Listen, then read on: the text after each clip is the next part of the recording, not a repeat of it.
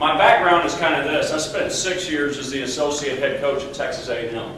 Before that, I was a head coach and recruiting coordinator at the University of Arkansas. Before that, I was a head coach at Texarkana Junior College for 5 years. So that's kind of my background and where I come from. And I was out of the gate. So I get a phone call. I jump in March 2012. And I start watching this team. I don't even start coaching them yet. I start watching them. I start getting out on the road recruiting. And I want to give you a little bit of background info here, guys, because it's going to kind of set up what we talk about tonight. And I'm going to try to cover a bunch of stuff tonight. And if anybody has a question, it doesn't bother me. Raise your hand, I'll answer anything, okay?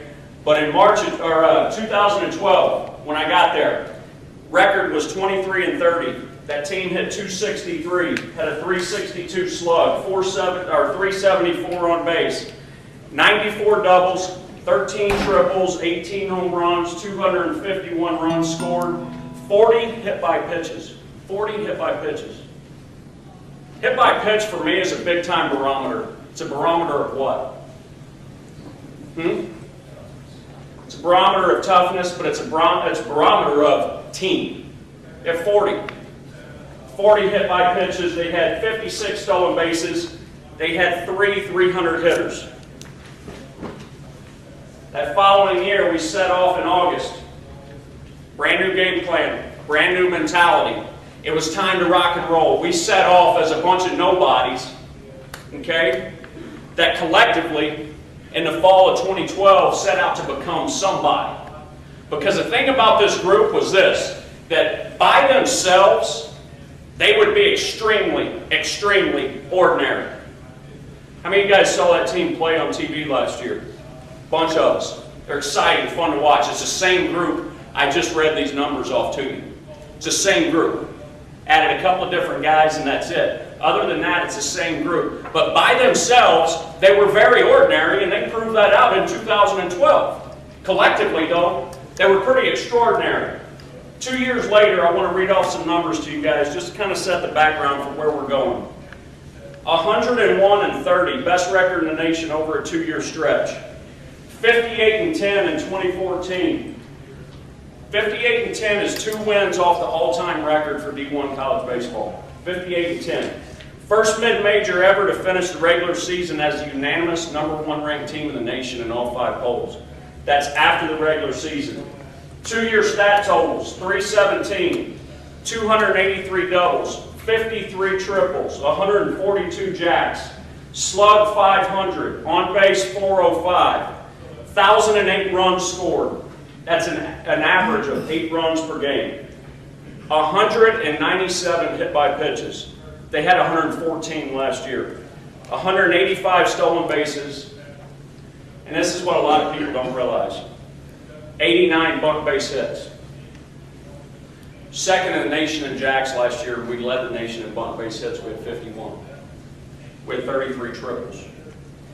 Led the country in that 2-year time frame in runs scored, home runs, slugging percentage, total bases, OPS, and triples. At one point in 2014, we were #1 in 27 of the 30 offensive categories that the NCAA listed.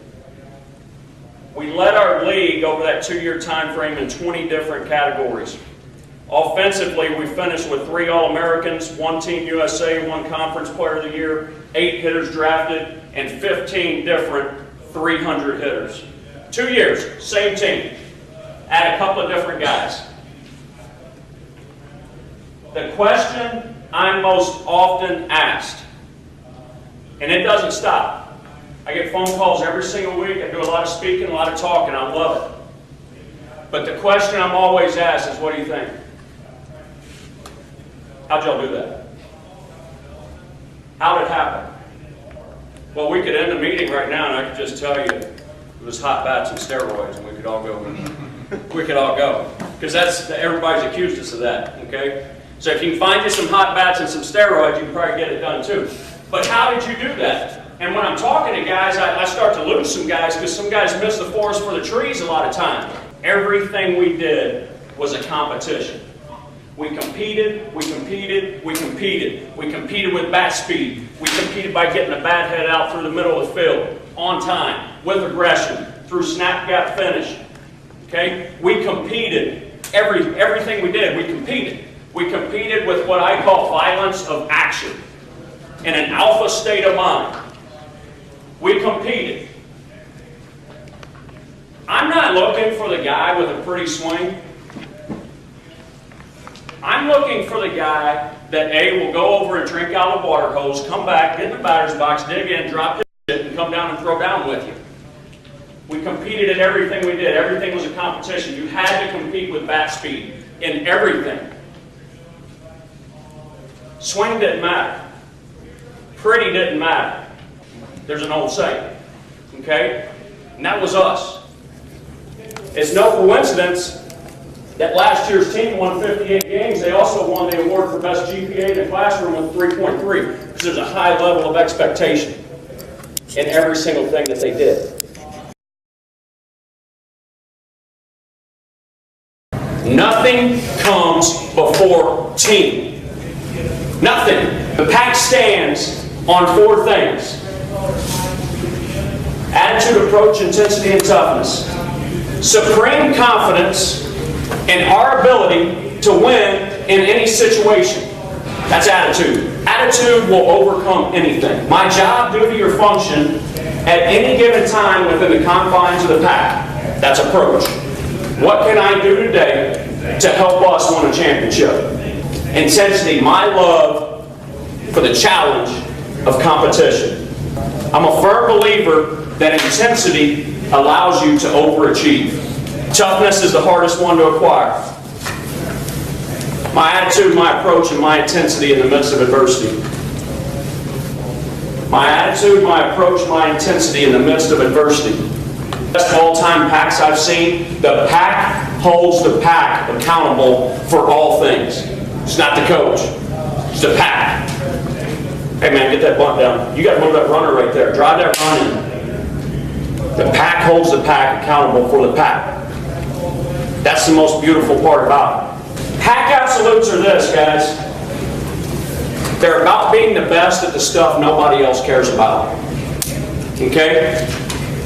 The pack absolutes are what we can and will control. This is a beautiful part about the pack absolutes. Is different pack members have different jobs. Okay? The pack absolutes are what we all do the exact same way. There is no varying degree of this. You might be different, but inside the pack absolutes, we're all upholding this standard. We're all getting to this bar. And I'm going to go over some of our absolutes for you. It's not about me, it's about the team. And I think that's been our theme for the night. Results are temporary, your commitment to team is forever. Number 2 is the biggest buy-in that you can get to make your team successful.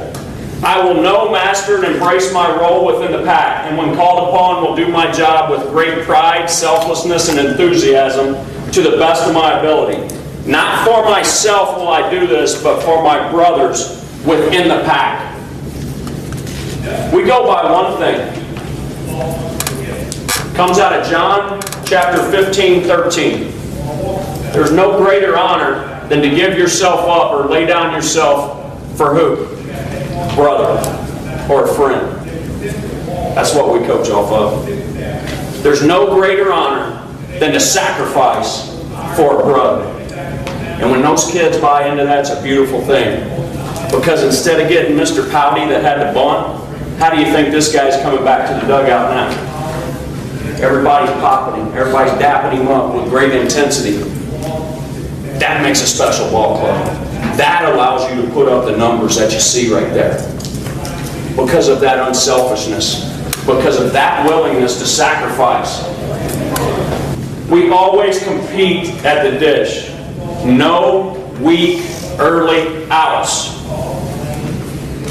Lack of compete, a bad approach, and weak early outs are a recipe for a 250 hitting team. Can guarantee that.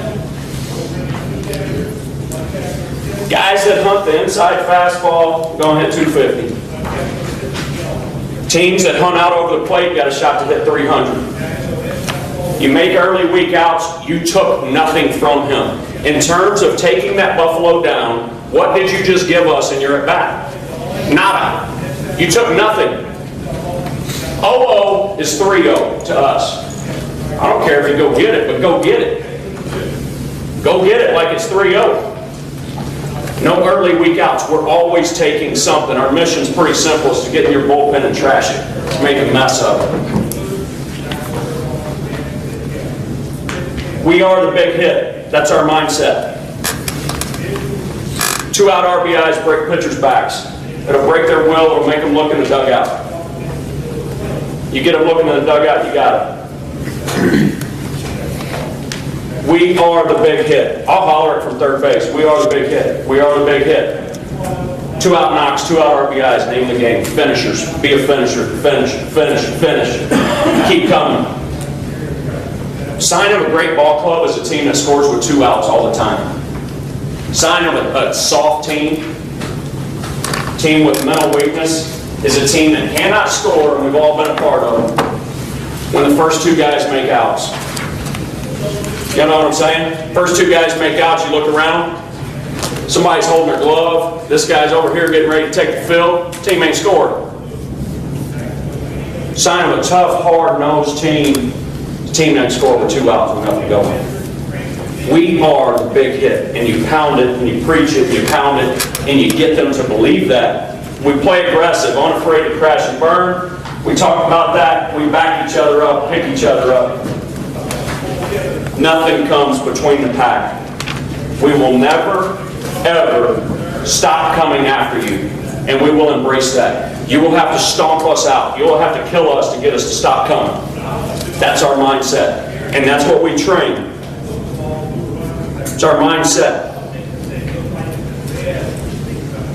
Put those guys in a 56-degree swimming pool last year. It was outside. Stayed in it for 45 minutes. They embraced every single second of it. You're looking for those guys that can embrace that suck and find that spot in their mind where they embrace the battle. Why would that be important? Because that's all hitting is. It's embracing the grind. It's embracing the fight. Every single at bat. Not staying lost in results, but staying lost in what you can do to help your team win a championship right now.